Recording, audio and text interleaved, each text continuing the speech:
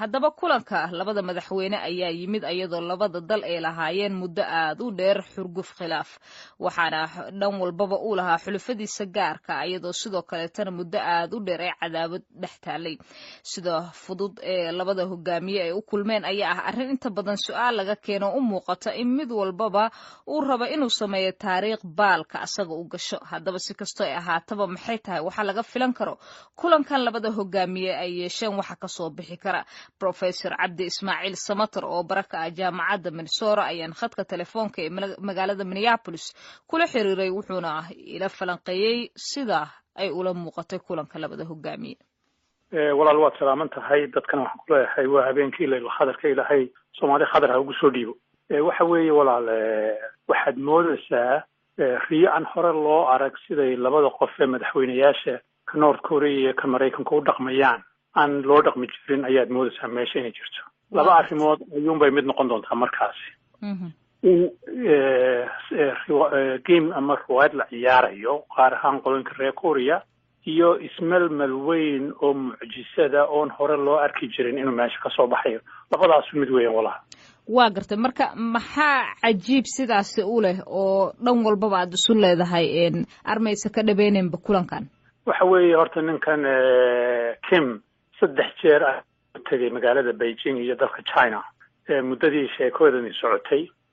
manay suuragal noqoteen inay Kuuriyada waqooyi yeelato hubkan halista nuclear-ka la dhaho haddayna China gacan kula jirin meesha ooyna cilmi ahaan iyo hab ahaanba u dhaqaalaynay may dhici karteen marka iyadoo China ayna la socon inuu ninkani waxaan yeeli karo ayaa mucjisad ka dhigi kara taasi waa ta koobaad qolooyinkan reer galbeedka gaar ahaan madaxweynaha Trump iyo qolooyinka xulafadiisa la socda kule waa in waxaan la baabi'iyaa dadkii xataa cilmigan sameeyay waa in meesha laga saaraa si aan dib dambe loogu soo noqon waxaad moodaysaa laba sheeko isbarbar ordaya oo la moodayo inay isku eeg yihiin haddana nuxurkoogu kala duwan yahay ayay walaal sheekadu u eegtaa waa garta markii laakiin la fiiriyo Kuuriyada waqooyi oo u muuqata in la go'doomiyo oo dhaqaalaheeda hoos u dhacay oo adduunka inteeda kale ka gooni ah iyo marka la fiiriyo Mareykanka oo xataa laftiisa hanjabaadaha joogtada iyo mushkilada dhinacaas ka haysata ay soo badanayso waayadii ugu dambeysay tanaasulaad sooma imaan karo oo dhinac walbaba inuu wax hirgeliyo tallaabo taariikhi inuu ku tallaabsado ay doonayaan haddii walaal taariikhda dib haynu u raacno markii dagaalka Korea la galay ee Mareykankuna koonfurta xulafada u lahaa Shiinuhuna qolada waqooyiga xulafada u lahaa waxa weeye iyadoon China nuclear-na haysan dhaqaale fara badanna ayay Kuuriyada waqooyi gaashaan uga noqotay Mareykan iyo xulafadiisa koonfurtaba maanta taana tahay dhaqaalaha labaad adduunka ugu weyn oo muddo dhowna la filayo inay noqoto dhaqaalaha koowaad adduunka oo nuclear haysata ciidamadeeduna ka fara badan yihiin ciidamada cid kastoo maanta adduunka jooga u malayn maayo hanjabadahaasi inay wax weyn ka bedelayaan North Korea waayo dhaqaalaha ugu weyn ay leedahay waxa weeyaan China weeye marka Chinese-ka iyo waxaan qabaa North Koreans-ku inay wax isla og yihiin waxaana laga yaabaa taasi inay qeexdo marka berri ama maantaba la kulmo jidka la mari doono sidoo u ekaanayaynaan iloobina in Putin iyo madaxweynaha Chinese-ku hay maalmahan ku shirayeen magaalada Beijing marka waxyaabo badan ayaa barbar socda laakiin hanjabaadu horey u gilgili lahayd mar hay ka liidatay baa jirta waqooyiga Korea maanta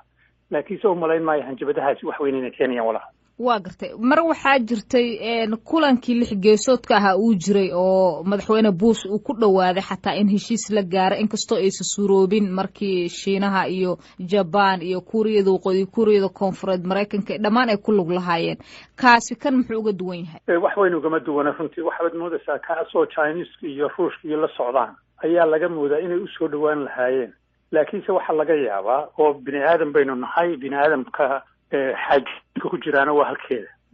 waxa laga yaabaa in hadduu ninkan Kim isbedelay uu isyiraahdo mar qura ismelmel iyadoon China kula socon waxa laga yaabaa inay labada xisbi ee shiyuuciga ee ka talinayay Kuuriyada waqooyi iyo China ee xulafada muddada badan soo ahaa inay wax ka dhici doonaan meeshaas oo laga yaababa xukunkiisaba inuu ku waayo oo Chinese-ku hoosta ka ribdhana arrintaasi marka waxaan isleeyahay waxa weeye hadduu boodo uu yidhaaho waanu saxeexanaa wixii Mareykanku u rabo waxaan qabaa ilaah baa wixii soo socda ogi inay muddo dheer taasi qaadanayso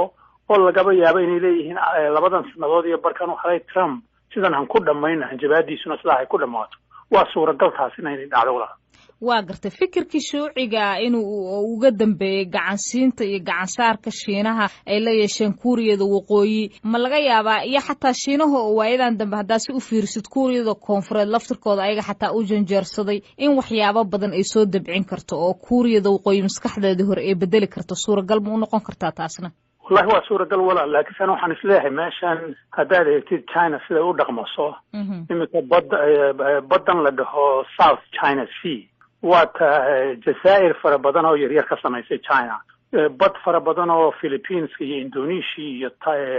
Vietnam iyo la isku haystana waa ka qaadanaysa marka waxa laga yaabaa Mareykankuna waa ka maalinta dhaweyd oo hanjabay amuuraha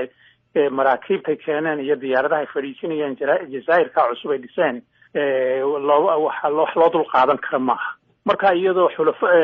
xifiltanka caynkaasi China iyo ka dhex jiro Mareykanka inay eeyarun China sii dayso oo tiraaho soco oo adduunyada ka qayb galana kana naga tag u malayn maayo waayo waxa weeyaan hadii la furo North Korea xad ayay la yeelanaysaa Mareykan cid la socota China taasina waxa laga yaabaa Chinese inay aad uga baaraan degaan arrintaasi